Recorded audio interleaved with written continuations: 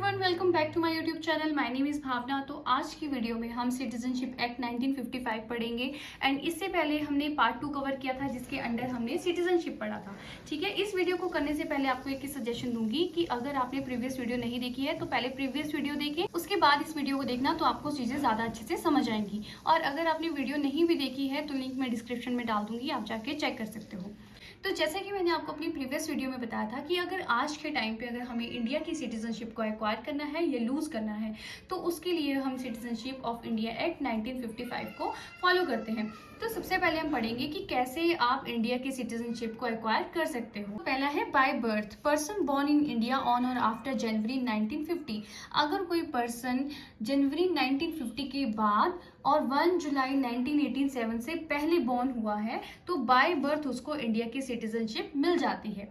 लेकिन अगर मैं आज के टाइम पे जैसे 2023 की बात करूं तो क्या आप बाय बर्थ इंडिया की सिटीजनशिप ले सकते हो? तो नहीं, इस चीज़ को बाद में बंद कर दिया गया था। एक्चुअली हुआ क्या था कि जैसे इमिग्रेंट्स इंडिया में आते हैं, मान लो बांग्लादेश के लोग आ गए या पाकिस्तान के आ गए और बाई चांस अगर उनके बेबी का यहाँ इंडिया में बर्थ हो गया तो क्या होता, फिर लीगली उसको इंडिया की सिटीजनशिप मिल जानी थी। तो इस चीज़ को बंद करने के लिए जो ये बाय बर्थ वाला मेथड था इसको बाद में बंद कर दिया गया था।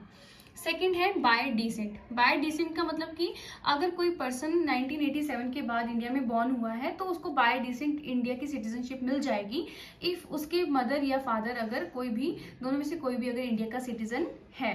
थर्ड है by neutralization, a person residing in India for more than 7 year. मतलब कि अगर कोई भी पर्सन इंडिया में, कोई बाहर का पर्सन है, अगर वो इंडिया में अच्छे खासे लॉन्ग पीरियड के लिए इंडिया में रहता है, ठीक है, तो उसमें भी क्या हो जाएगा, उसको इंडिया की सिटीजनशिप मिल जाएगी। लेकिन उसके लिए भी एक कंडीशन होती है कि लास्ट 1 ईयर से वो इंडिया में कॉन्टिन्यूसली रह रहा हो। मान लो अगर मैं अमेरिका की पर्सन हूँ और मैं इंडिया में आके रह रही हूँ, ठीक है, मान लो मैं अगर 14 साल के लिए भी इंडिया में रह रही हूँ तो उसमें से बस लास्ट 1 ईयर ऐसा होना चाहिए कि जिसमें मैं इंडिया में कॉन्टिन्यूसली रहूँ बिना तोड़े। और उससे जो पिछले वाले साल है ना उसमें ऐसा होगा कि मैं थोड़े टाइम के लिए इंडिया रह गई, फिर मैं वापस अपने देश चलेगी, फिर मैं वापस इंडिया आ गई, ठीक है। लेकिन जो लास्ट 1 ईयर होगा उसमें मुझे इंडिया में कॉन्टिन्यूसली मिलना है, तभी उसके बाद मैं इंडिया की सिटीजनशिप के लिए अप्लाई कर सकती हूँ। फोर्थ मेथड है bye incorporation of territory. Incorporation of territory का मतलब ये हुआ, अब देखो जैसे मैंने आपको अपनी प्रीवियस वीडियो में पढ़ाया था कि सिक्किम जो है वो पहले इंडिया का पार्ट नहीं था लेकिन बाद में सिक्किम इंडिया का पार्ट बन गया था।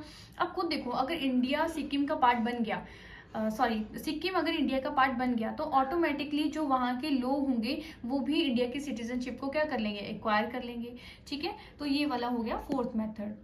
अब इसके बाद हम देखेंगे कि इंडियन सिटीजनशिप को आप कैसे लूज कर सकते हो।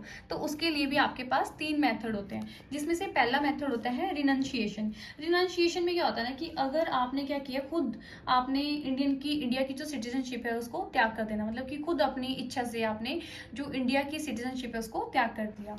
दूसरा है डेप्रीवेशन। डेप्रीवेशन का मतलब क्या हो गया कि अगर आप इंडिया से बाहर कम से कम 7 साल के लिए अगर आप इंडिया से बाहर किसी और कंट्री में रह रहे हो, ठीक है, और उसमें आप एक बार भी इंडिया नहीं आते हो, ठीक है, तो उसमें क्या होगा, डेप्रीवेशन हो जाएगा, इंडिया की जो सिटीजनशिप है वो क्या हो जाएगी, लूज हो जाएगी। थर्ड है टर्मिनेशन। टर्मिनेशन मतलब क्या हुआ कि as soon as one accept citizenship of other country, यानी कि अगर आप किसी और कंट्री की सिटीजनशिप को एक्सेप्ट कर लेते हो तो आप इंडिया की जो सिटीजनशिप है उसको आप लूज कर दोगे। तो ये 3 मेथड है जिस तरह से आप इंडिया की सिटीजनशिप को लूज कर सकते हो। आज की वीडियो में हमने सिटीजनशिप ऑफ इंडिया एक्ट 1955 को कवर कर लिया है एंड आई होप कि जो भी मैंने आपको पढ़ाया वो आपको समझ आया हो। आज की वीडियो के लिए बस इतना ही, मिलते हैं आपको नेक्स्ट वीडियो में। एंड अगर आपको मेरी वीडियो इन्फॉर्मेटिव लगती है तो आपको क्या करना है, लाइक करना है और मेरे चैनल को सब्सक्राइब भी करना है। तब तक के लिए धन्यवाद, मिलते हैं आपको नेक्स्ट वीडियो में।